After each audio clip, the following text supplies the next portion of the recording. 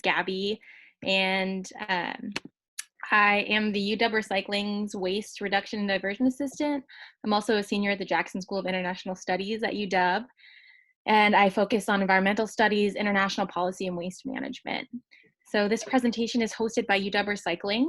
Our department provides innovative recycling, composting, and waste reduction solutions with unmatched passion for the health of our campus and our planet.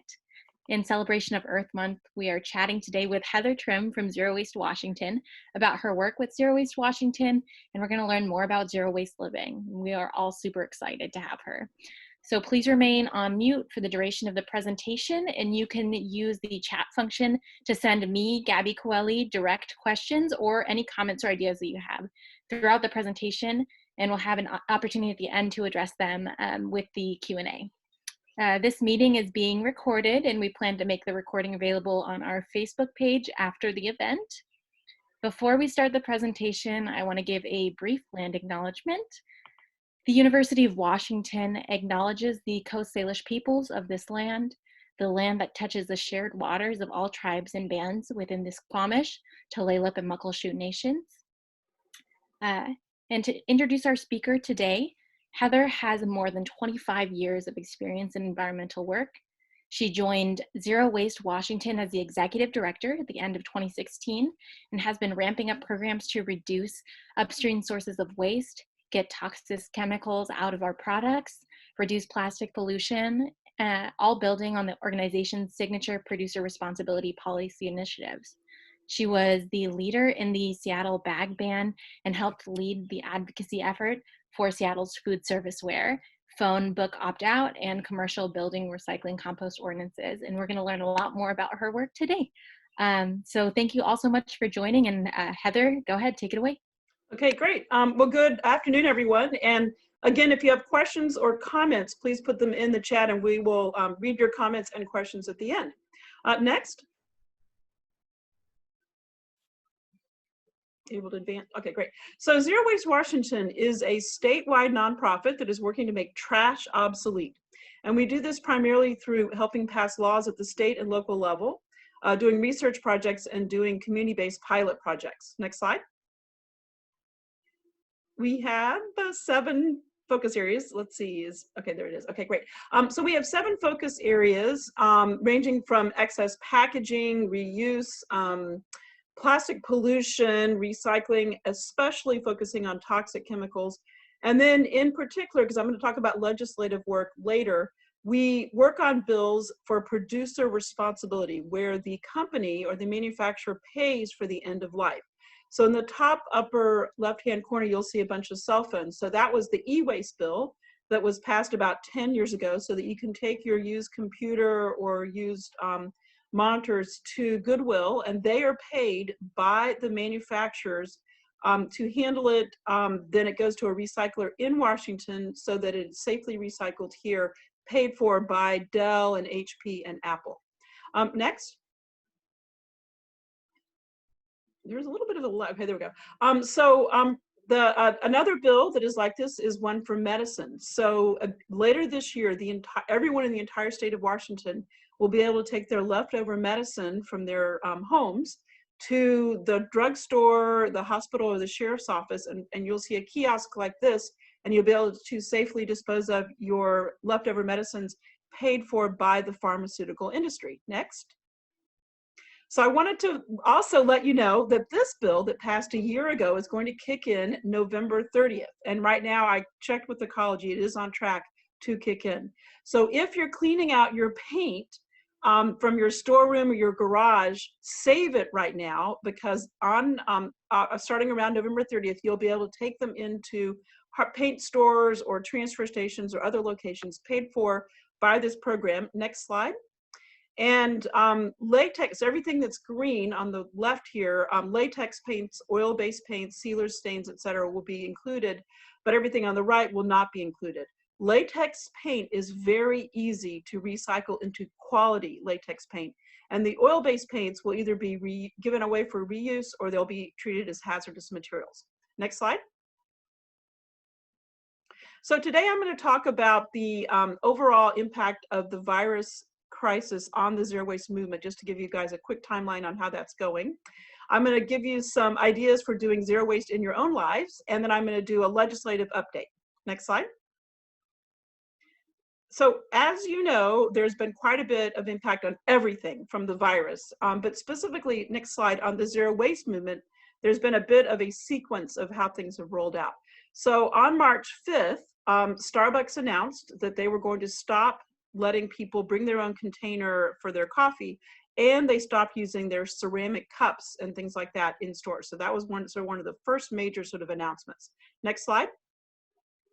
And then the American Chemistry Council, which is the huge lobby in DC that is funded by Exxon and all the petrochemical companies, they're the big lobby group. They sent a massive letter to all the governors and to the president on March 17th to say that they thought that plastics and petrochemicals should be considered essential businesses. And in fact, that is how things did play out. So in response, a lot of advocacy groups have definitely been writing sort of counter letters and op-eds and things like that because they feel like this went a little too far. Next slide.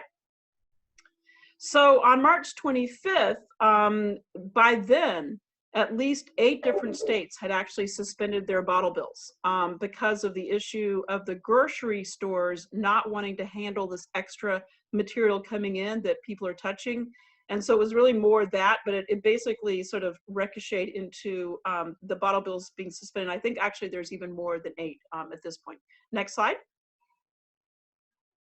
And what has happened is a huge surge in the use of styrofoam. This is I'm from Dallas originally, and so this is an article from the Dallas paper on April 3rd, and it's saying, here's what you do. So you have your styrofoam containers, you have your Clorox hand wipes, and you have another container for your barbecue sauce. So this is what we're seeing, is a huge surge of single-use plastics, but we're also seeing a bit of a resurgence in the use of styrofoam as well. Next slide.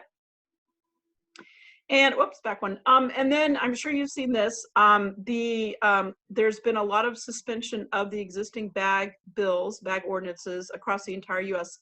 California just announced it a few days ago. And so the stores, it's up to the stores here in Washington. They can either they can do what they want. It's not that they have to do anything. So this is Bartell's. What Bartell's is saying is, if you buy something, don't give them a reusable bag, but you can bag your own. And that's what a lot of people are doing. But some stores are saying no bags. We have taken a position that this is okay. We're in a temporary crisis situation. We don't love it. We don't think that that anything you touch, bag or the products you've purchased in the store are any different. And there's definitely no evidence that the virus is transferred by the bags, other than the fact that you personally have touched it. All those old studies that you hear on the media, those are all related to bacteria, a completely different thing than virus. Next slide. And what's really cool, so some positives coming out of this, has been a huge surge in the maker movement, and how there's all this amazing community spirit and all these homemade masks and people sharing, and it's just like this amazing, wonderful thing going on, including bartering as well. Next slide. And now we're starting to see more and more that they're actually stopping recycling in some places, and the waste recycling facilities, which is a MRF, Materials Recovery Facility, are in fact pausing. And this is really mostly because of the worker safety in the facilities. But one thing I do want to point out is that the workers in these facilities already, before this even started, wear significant protection. In fact, I'm sort of surprised that in this photo, they're not wearing masks, because when I've gone to the ones in Seattle, I've actually noticed that a lot of the workers are wearing really high quality face masks as well, but gloves and protective gear. But obviously, this is a really critical thing. We don't want the workers to be impacted. Next slide. And then this is a local in Seattle on Capitol Hill. This is a zero waste store. And I was like, I got an email from her on April 7th. It's called Scoop, and they have and normally there is no packaging. And she said, well, in light of the virus, I've searched and I've decided that I am going to use some packaging, because I do need to have things for people just to pick up and not just do bulk on the flour, for example. But she searched and she came up with these bags that she thought were very compostable, good bags to be able to use in this kind of condition, not plastic. Next slide. And the last thing I want to talk about is just the whole impact of the medical waste. Before this virus even hit, we've had so many people who are in the medical system, nurses, doctors, other staff, very concerned that there's just so much waste in the system already. And there have been, talk, but nothing major to really address medical waste. I think after this is all done and said and we're past the virus, I think there is going to be a lot more focus, because there's just been a massive amount of waste that's been generated, of course, because we want to have the safest thing right now. But are there ways to reduce some of that? And that's, I think, a question that people are going to be really looking at afterwards. And then next slide. I'm sure you've seen this. We just, people are taking those disposable items and just dumping them all over the place in the hiking trails and the streets. And this happens to be a beach situation. So another sort of negative outcome from the virus. But again, all these things that I've just mentioned are all opportunities for us to raise awareness and do stuff about it after the virus abates. Next slide. So this is a set of slides that I now want to present to you about doing zero waste in your own life. So I'm not going to talk about recycling and all the standard stuff. This is sort of other things that you could kind of do, and this maybe generate other ideas. And if people have comments that they want to put in to give out for people at the end, that would be terrific. This is your mason jar. Notice it's empty. I personally don't do a mason jar only of trash, so this is a little bit of a tongue-in-cheek slide. But there are all these people who've actually really been able to get their waste for a whole year down to a mason jar. I am so not that good. Next slide. So one thing that is really, really big, and I'm probably going to do eventually a talk just on the issue of food waste. Maybe not at UW, but it's just in general. I think I want to put together a talk on this. Food waste is one of the major issues in Washington. Almost 1/5 of the weight of what's going to our landfills in Washington is food waste, about half edible and a half not edible. This is a great resource. It's the Seattle Public Utilities food waste, well, the whole page they have on food waste. And they have this really great document that you can download. This is just a little section of it that talks about how you store your food.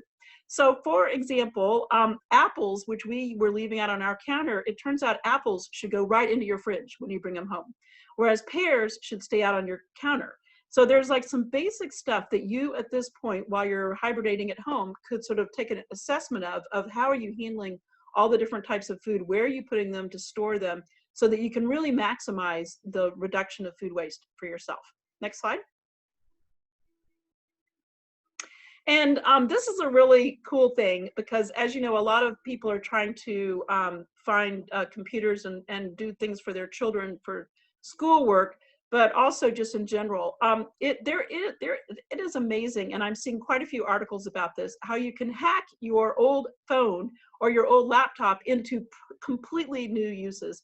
For example, you can make your old phone into a webcam really easily. It's like there's all these cool YouTube videos and how-to tips on the web to make all your old devices into new things. And I hadn't really thought of this until I started seeing these articles. I'm like, wait, what a great idea. Why would you get rid of your old phone? It's still great at taking photos.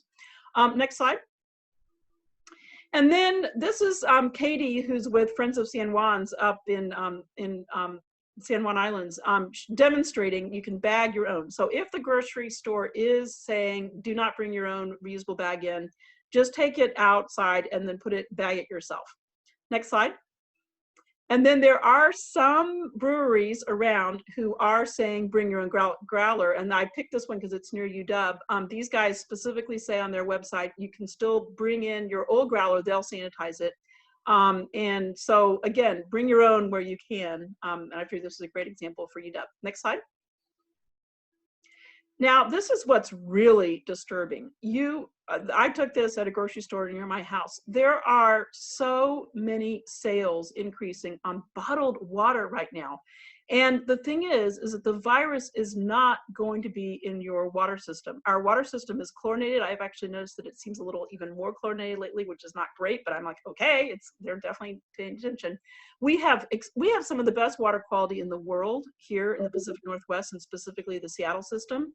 And the virus is not going to be going through the water system. And so people do not need to resort to bottled water. It's just, unfortunately, it's sort of a panic thing that people got to. And I took this photo about a week ago. I mean, it is still out there in a major way that people are buying tons and tons of bottled water. Next slide. But one thing people really should be cautious about is cleansers.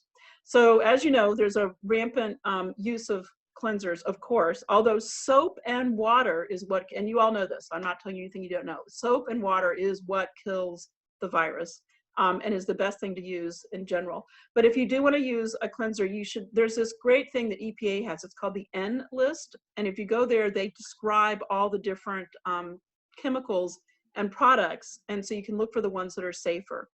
And of course, you know, don't inject them, don't drink them, you know that.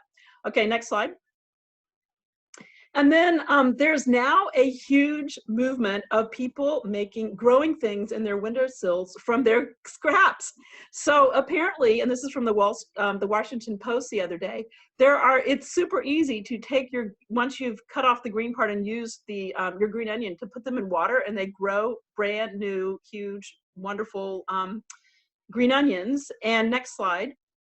The other thing that's going on is the idea that you can do windowsill hothouses. So there are certain plants that really, really like hot, humid conditions, like peppers, or you can use it for seed starts. And this is a way to use some of your plastic containers. Right now, for example, I eat a lot of spinach, and right now you cannot get loose spinach. You only can get spinach in bags or in the plastic containers.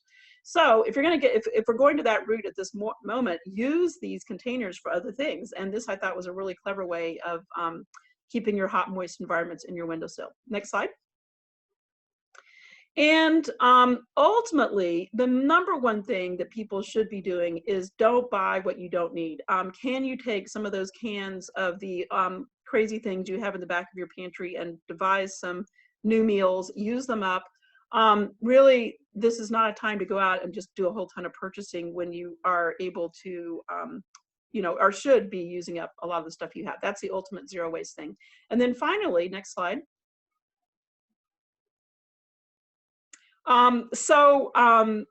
This is sort of zero waste, but basically what we're saying, this is a new project, World Peace Project.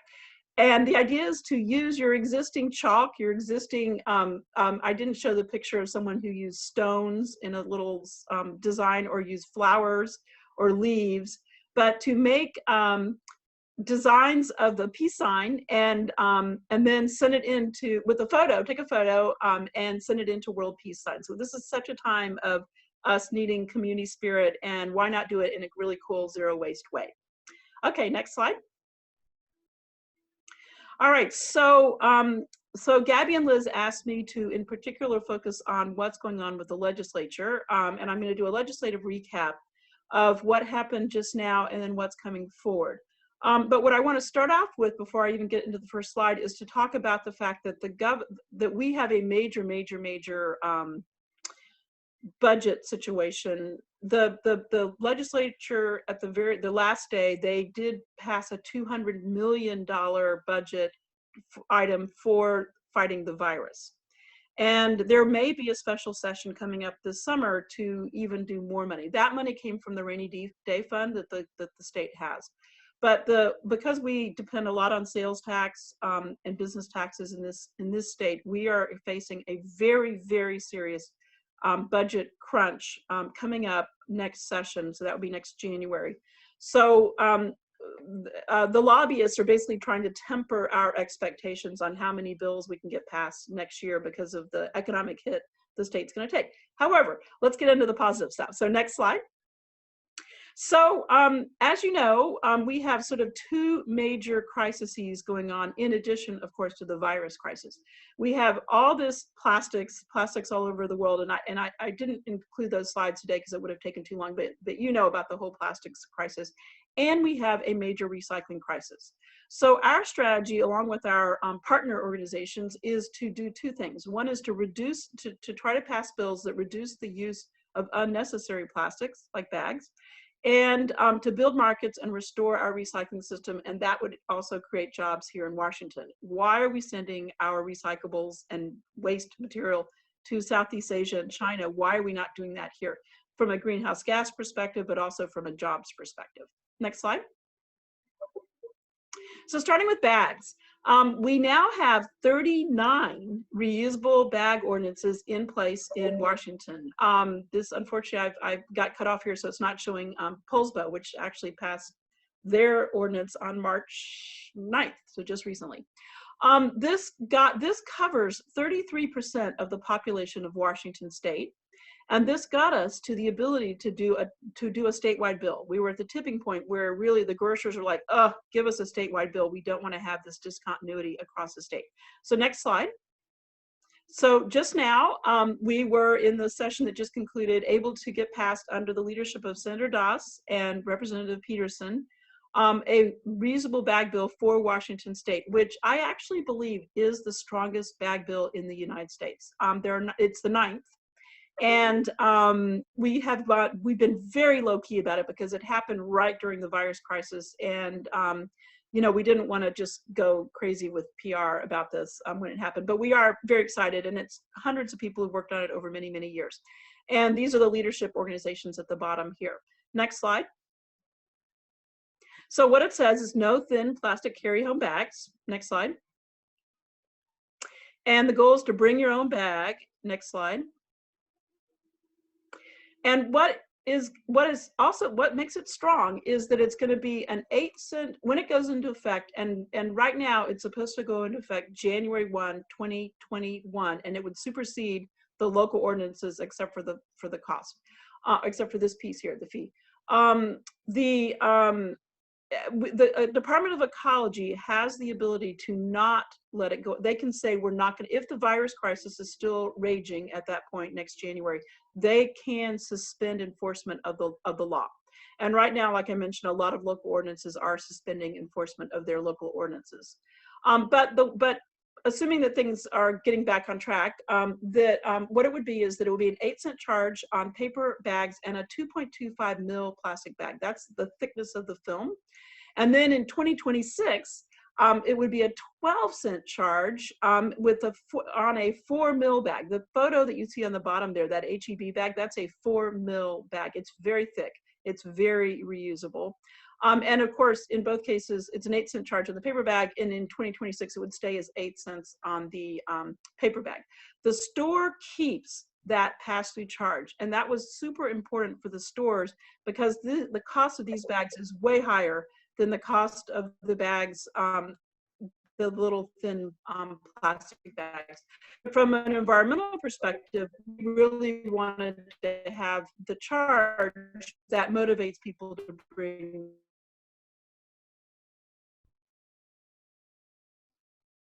Liz, next slide.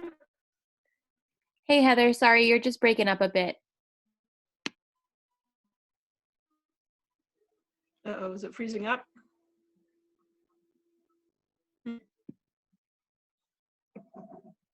Yeah. I think my internet froze up. Okay, I think we can hear you a little bit better now. Do you want to try again? Okay. Could you hear me all the way up until a moment ago? Yes. Yeah. Okay. Okay. So another bill that we really hoped would get passed this past session is expanded polystyrene, in other words, styrofoam.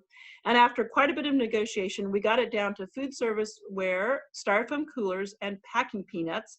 And it would exempt prepackaged food, like, you know, your ramen noodle that comes into the store already sealed in styrofoam, and it would exempt things that you need for medical. This bill actually did really, really well. But then it kind of became in the end, it didn't pass out of committee, and it was really a negotiation. It was the same day the bag bill did pass out of committee, so there was some horse trading going on. Next slide.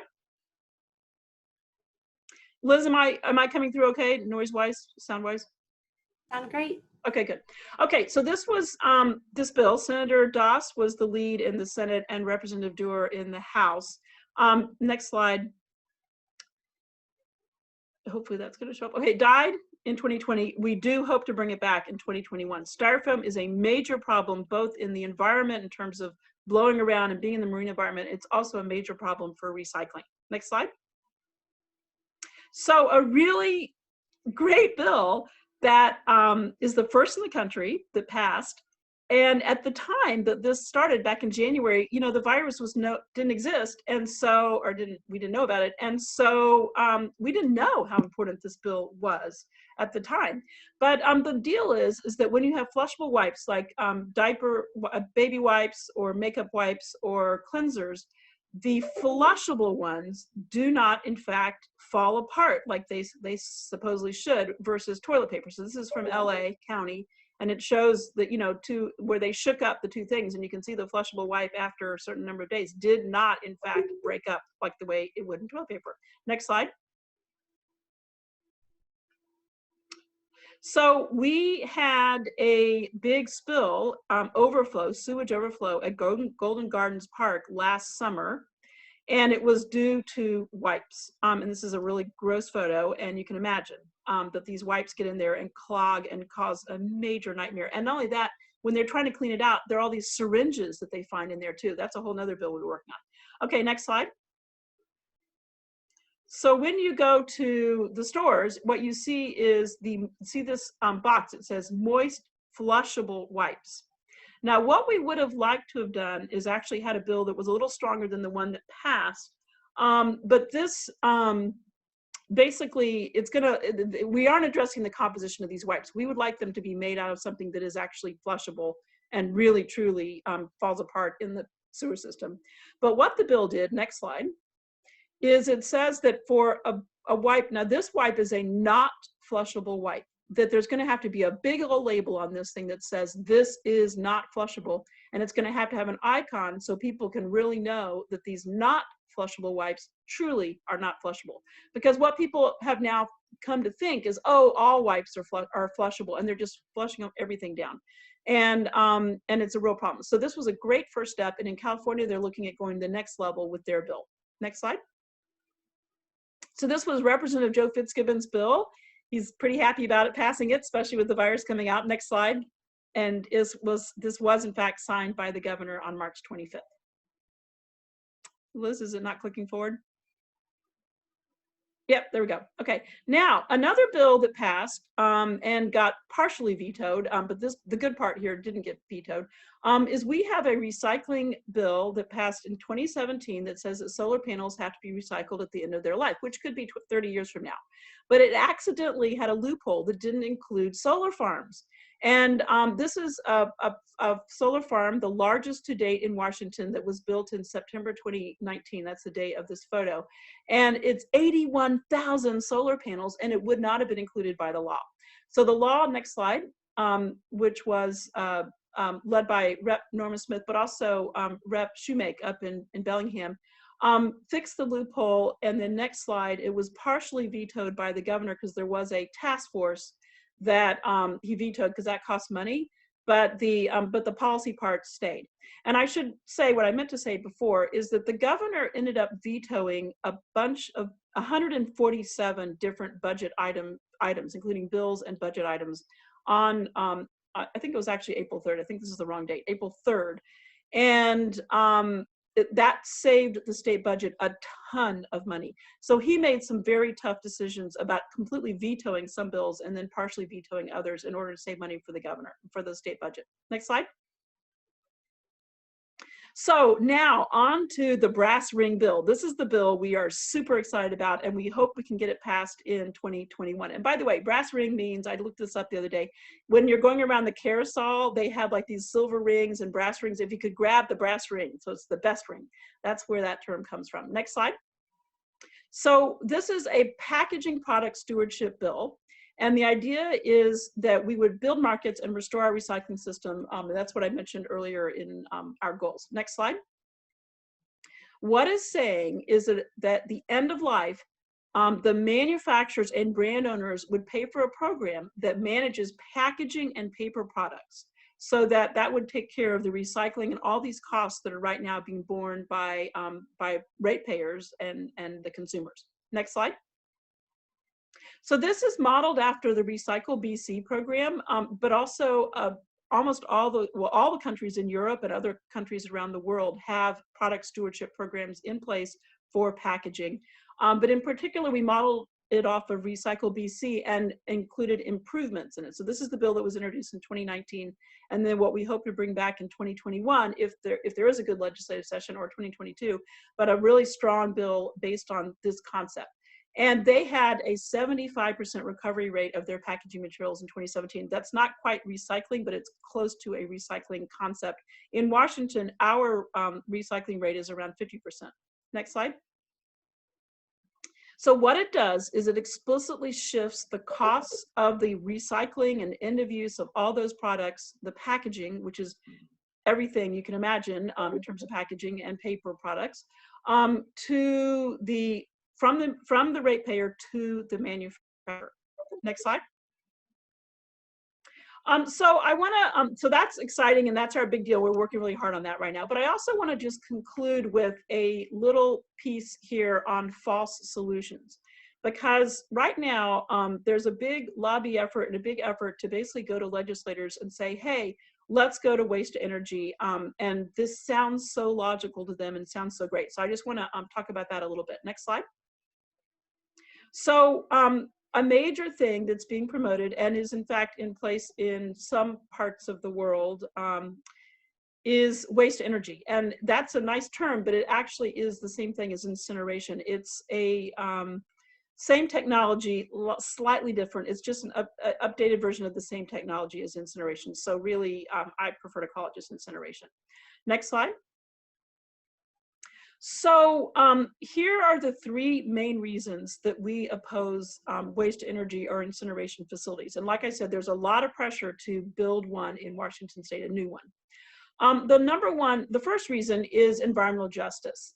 Gaia, which is the international organization that is anti-incineration, did a report a year ago, and they looked at in the United States, they looked at the top 10 incinerators related to environmental justice impacts. In other words, the impacts of the pollutants coming out and other impacts around the facilities.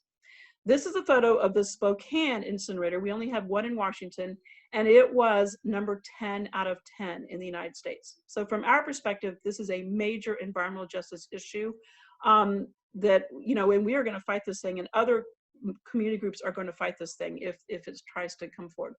The second issue is cost, and I'm going to come back to that in a minute. Let me go to decimate recycling. So the one issue is that the best stuff to burn is the stuff that has the highest BTU. So you have to have a guaranteed feedstock, and it's the best. It would decimate our recycling system if we got one of these. And then the middle reason here is cost. So if you look at the graph on the bottom, and I know it's unreadable, and I couldn't get a better readable version, but in King County, they just did a study where they looked at the comparison of waste to energy versus taking the waste by rail to the landfill to a landfill in Oregon, which is where, for example, Seattle's waste goes. And they did these two tracks of two graphs, red and blue. These are the lines of waste energy versus rail. But what they did in their calculation is they didn't assume that we would be doing waste reduction and more recycling. Right now, 70% of what's going to the landfill in King County is recyclable or recoverable. So it's organics or it's recyclable material. And they didn't put that into the calculation, which completely flips the numbers. And it doesn't make waste energy more cost effective if you actually if we take steps to do the reduction of the waste and get it out of the landfill in the first place. So that's the kind of thing that we think we should be pushing for as a community, is let's get that 70% not going to the landfill or waste energy. Let's get that taken care of. Let's reduce it by recycling and by taking other steps to reduce the waste in the first place. Now, what's really interesting is this article came out 2 days ago. Next slide. Proves the point. So this is a waste to energy facility in Honolulu. And this is the article from 3 days ago, April 25th, that they have a major problem because they had this guaranteed amount. Honolulu has to send 800,000 tons per year of trash to the H Power, that's Honolulu Power facility, or pay a steep millions of dollars types of penalties. And now that they have all these tourists who are not coming to Honolulu, they don't have enough trash. They don't have enough plastic.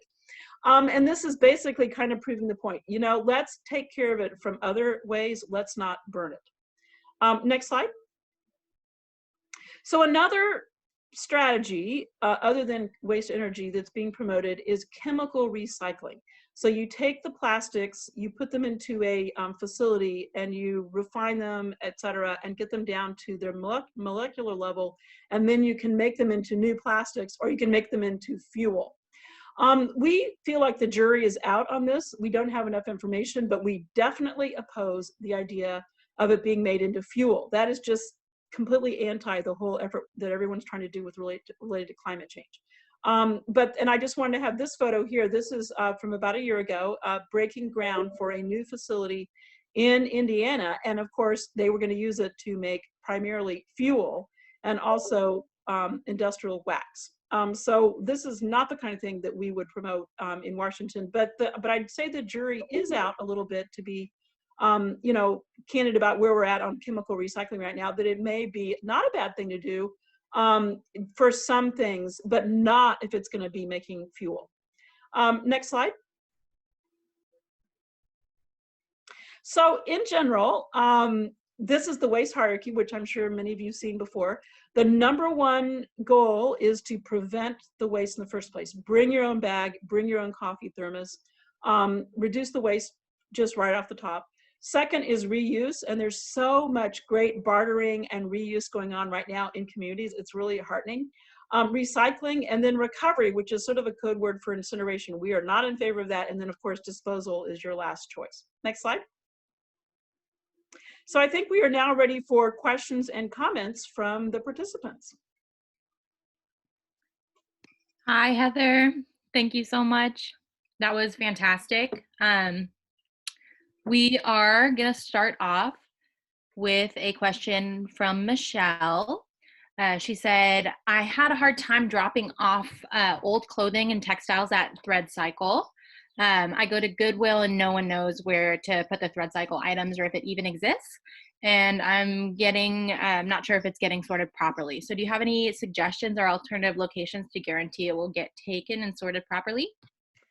Yes. Okay. So for people who don't know, Thread Cycle is a program that King County and I think City of Seattle have jointly put together, working with local thrift shops and thrift agencies like Goodwill and Salvation Army. It's for items that are clothing and textile items that are damaged. They are stained, ripped. They really can't be sold. And they can't really be easily fixed to be used. So they're a really good thing, because this is a way of taking those old textiles and putting them into a behind the scenes recycling reuse, in the sense that they take them down and make rag rugs and things like that out of it. So Goodwill actually in the back of house has a separate place where they put their Thread Cycle stuff. So it may not be evident in the front. I can't say that I have a good idea for this, other than you do not want to be, and actually I do think that the Recology in those stores, and if anyone's on the phone and knows that, on the webinar knows that, that would be great. They will take some of the used fabrics that are not good for thrifting. But you want the clothing not to be going into your recycle bin. You do want to separate that out and send it to a place where they can actually do it. So I'm not giving you a great answer on that, but it is good for people to be aware of it. And Goodwill, I believe, does it from behind. Oh, and so Michelle's saying you have to pay Recology. Interesting.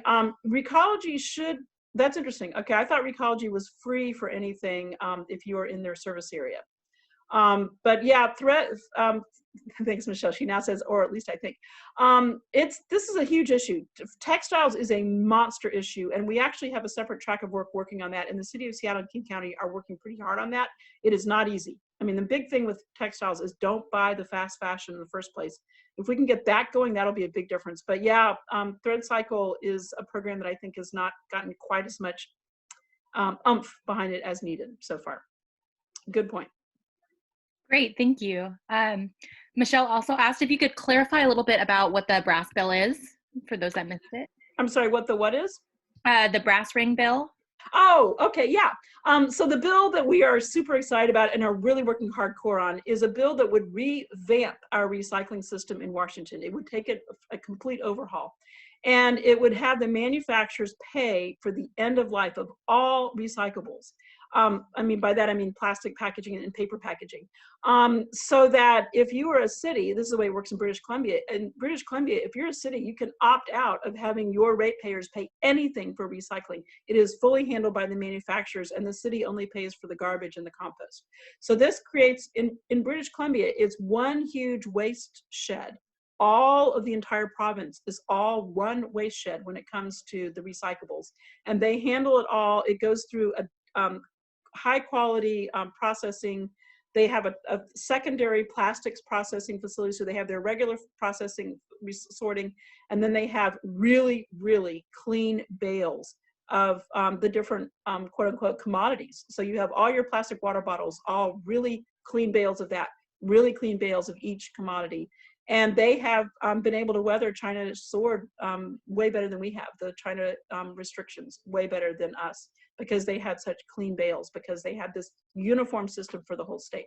Now, just to be full on this, the manufacturers are going to fight this like crazy. They do not want us to do this, because this means they will have to pay, but it's a fraction of a cent per product. And in Europe, when they did an assessment of how much it cost, the product stewardship programs for packaging and print materials was between $15 and $20 per year per capita. And you know, we're paying a lot more per person here per year for our recycling through our systems. So it's very, very cost effective when you do it at that scale. And I can say a ton more, but ask more questions. You have more questions about that. It is kind of hard to explain the whole thing. Wow, that's fascinating. Thank you. Cheryl asks if you have any advice for people who work in tech and data science fields of how they can support the zero waste economy. Cheryl is thinking about discovering and sharing metrics with business to help them see that sustainability is cost effective and not just a PR effort. Ah, that's great. Well, there are some third-party certification programs for zero waste already. True Blue is one of them. I'm thinking, and maybe you guys have seen this already, that with the virus, so much stuff has gone paperless. I mean, we've all gone mobile in a major way with the virus, and hopefully that won't go back. The thing with, because you happen to mention tech companies, is we do have that e-waste law. And the e-waste law was passed 10 years ago, and it really is way out of date. And it was a huge fight to get it passed in the first place. So it kind of got limited in what it covers. It doesn't cover a whole ton of the new devices that we're using. So we do want to update that. And so I think if the tech industry helped kind of put some push behind that, that would be really great. Of course, it's the companies like HP and Apple and Microsoft who have to pay for the end of life of materials. So there will be a kickback on that. And the other thing is all right, so this is something that tech companies are good at that we're terrible at. And that is convincing people to do things and doing mobile things that are really cool and fun. We have a huge problem with consumers being completely confused about what to do with products. And it really is potentially, among the other fixes, one fix is tech fix, so that people don't even have to think about it when they're recycling, composting, or garbage. And that, someone had an idea the other day, what if we did a tech, not exactly a hackathon, but an innovation challenge over a month, and did something where people competed to come up with really cool technologies to basically help with the system. So those are just some ideas. I'm sure you guys have some more on the call, on the webinar here. Great. Anthony asked, you mentioned the HB 2565 was partially successful to put not flushable on certain wipes. Shouldn't all wipes have this label? And how are companies able to get away with false advertising? Does Good will have a recycling program for items that can be resold?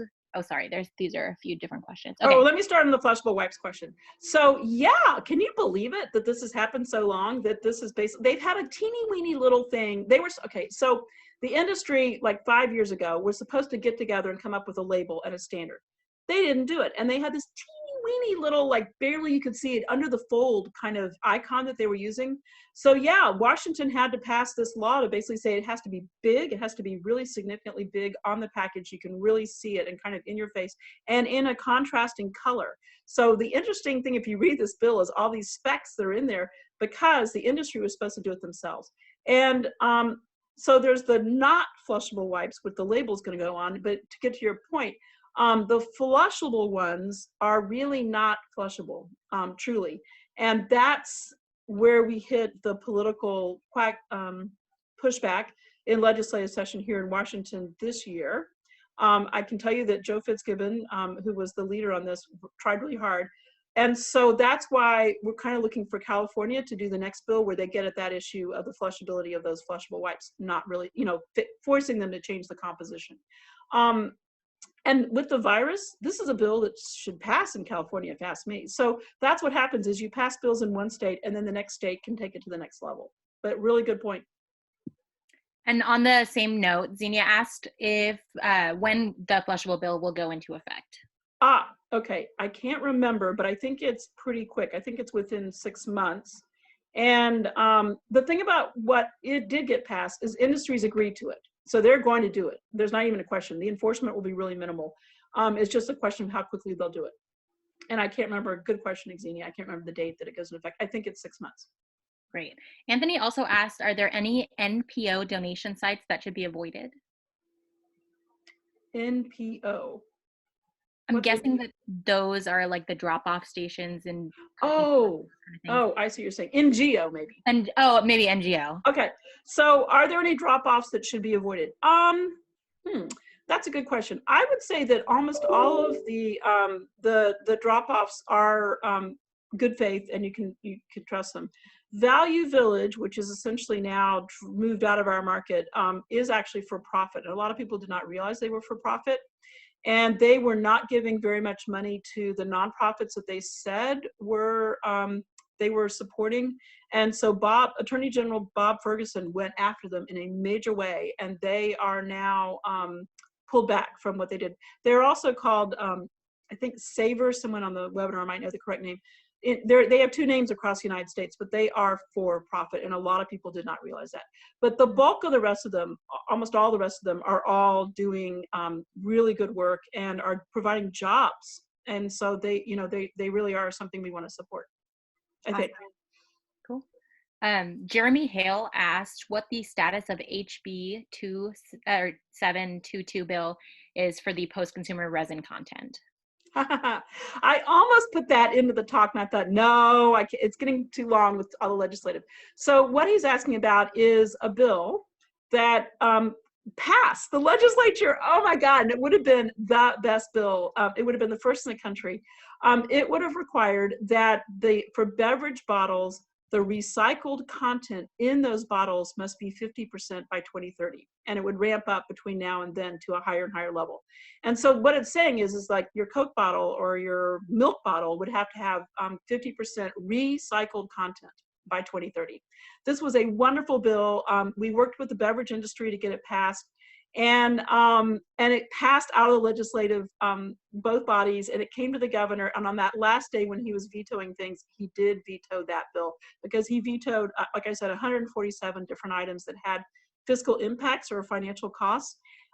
It was such a travesty because it was such a good bill.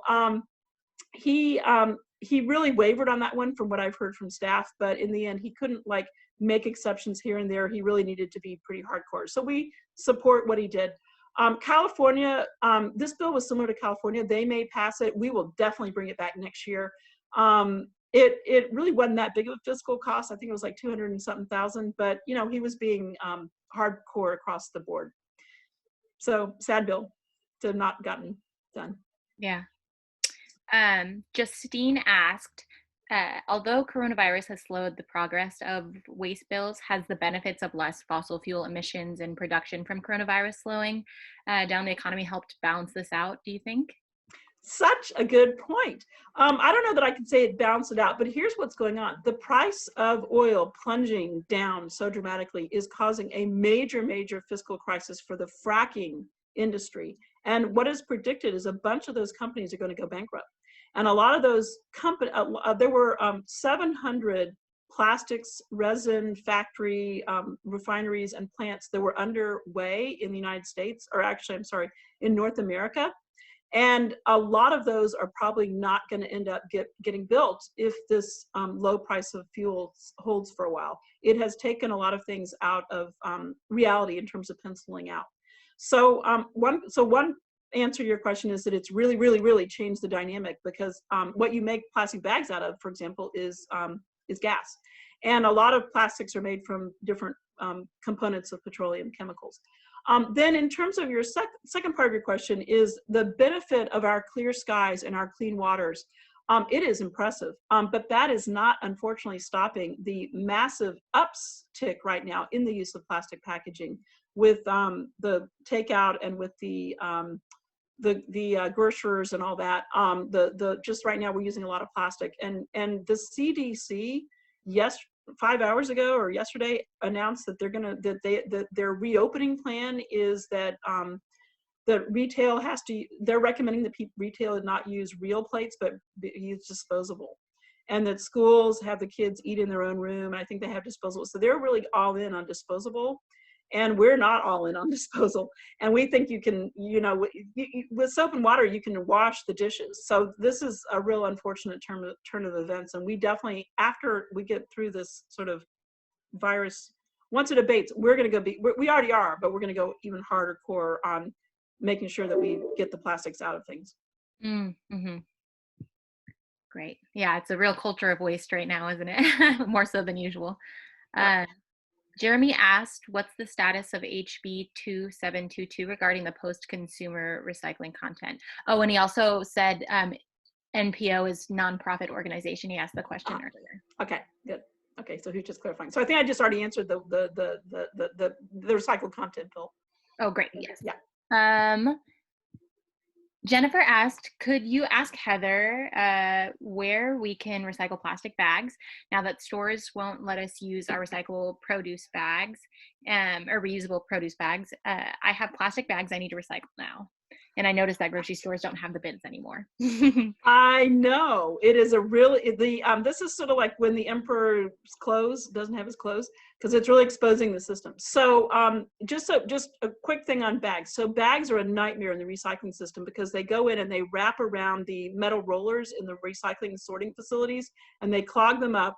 And for at least 1 hour out of every 8-hour shift, they have to go in and take knives and drills and cut all that plastic off of the metal rollers. And so it's a huge cost to the ratepayer, but it's also a huge problem for the safety of the workers. So don't send your film and your bags to the recycle bin.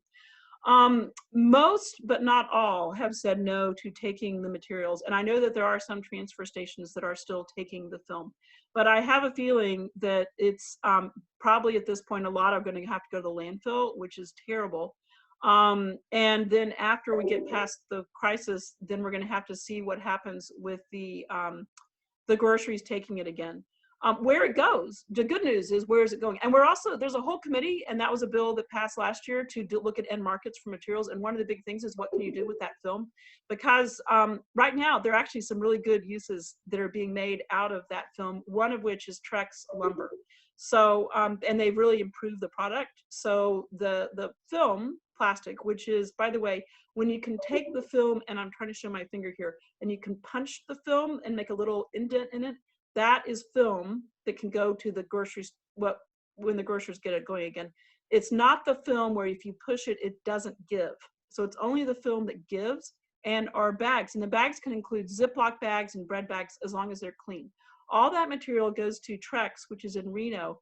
They use a mix of 50% of this film material that they melt down, and then 50% ground sawdust, and that's how they make their product, which, as you know, lasts a really long time. And there's I'm forgetting the other end markets, but there are more and more end markets coming along for film and plastic. It's just that it needs to not go to the recycling facilities. That's the big issue with them. So I hate to say it, but either try to hang on to it if you can, and worst comes to worst, you got to put in your landfill. Sorry. Yeah. On a positive note, if you are affiliated with the University of Washington, we do still have plastic film recycling on campus. So if you're a student or staff and you have campus plastic film, you can drop it off, and you can find locations on our website, UW Recycling, or you can email us at recycle@uw.edu with more questions on plastic film. And we follow the same rules that you were saying about the thumb test. Yeah. So let's give a few kudos to UW. You guys are awesome. Your Starbucks was the first in the world, I think, that required compostable cups. You all are leaders. I'm so proud of all the work you guys have done. And you could probably, Liz, and you could probably go on and on about all the cool things you guys have done. But you guys really have been major leaders, have tested proof of concept of things, and have really made a difference. So hopefully you'll get back to having people on campus soon. And yeah, awesome that you're still doing that. Yeah, it's really exciting. So, our kid said, watching the Story of Plastics documentary, the production of plastics from fossil fuels needs to be plugged more to prevent more pollution rather than just like cleaning the oceans up. So, you know, rather than end of stream, top of stream. I agree. Prevention instead of cure, which is a really great thought. What effective strategies from legal and consumer awareness campaigns are being used to address packaging waste problems? And what are your thoughts on initiatives like TerraCycle and Loop? Oh, okay. Wow, lots of questions there. Okay, first off, yes, I agree with your point. Let's not go clean up the oceans. Let's just not let it get there in the first place. From a legal perspective, so that as a long-term environmentalist, I feel like the most effective way to get things done is either pass laws or do lawsuits. That's how you get things done. You can also, but you also have to build the movement and get people to sort of support those actions and to change their own behavior. But fundamentally, it is about legal and laws. So I agree with that comment completely. One thing that we are working on that I didn't mention at all is trying to use the Clean Water Act to say that plastic litter or litter is a pollutant. Right now, it's not well defined under the Clean Water Act, but you can through, and we're doing this whole effort with litter cleanups to quantify the plastics and litter to be able to say that that is a pollutant. And so that's one legal hook, because if it is in the Clean Water Act done that way in Washington State, in other words, our water bodies are considered impaired due to plastic litter, then there would be a legal trigger to help go that route. Then the other thing is this whole issue of, and not so much here, but in other parts of the world, you know, the environmental justice and the impacts on the community and the legal hooks they have in terms of their human health impacts. So really good point. Great. And I think we're going to try and wrap it up. So we'll just do this one last question, which I think is really relevant right now. Jen asked, do you have any ideas on how we can work with the healthcare sector to improve recycling of medical waste and reduce that medical waste? Things like recycling masks and gloves, etc. Such a good question. This is really tough. Right now, we got to wait till we're done with the virus. But in the future, I've definitely seen a whole ton of stuff, and I'm sure you all have too. Instead of just tossing all those N95 masks, you know, sterilizing them, and then doing sterilization through that robot that does the UV in the rooms. So are there ways that we can like sort of fundamentally rethink the whole system for sterilization that doesn't require just tossing everything every 2 seconds? That's one route. And then, like I said, innumerable people said, what is going on with this? Because what happens is they're rushing to clean a room and they'll just dump everything in the red bin, and the red bin is going to incineration. And the red bin is only supposed to be for biohazard material, but they're just in a rush to clean the room and turn it over for the next patient. And they don't take the time and have the sort of ability, and it's not their fault. They are rushing so they put everything in the red bin instead of separating it out into the different recycle, et cetera. And then can the material that is recyclable really be made recyclable and not have all that mixed materials, sticky labels, metal, plastic. So we need to get the material just to be a lot better overall. The whole medical waste thing is a monster issue. Completely agree. Great. Thank you so much, Heather. And thank you from Recycling, UW Recycling. Thank you so much to everyone for joining our discussion today.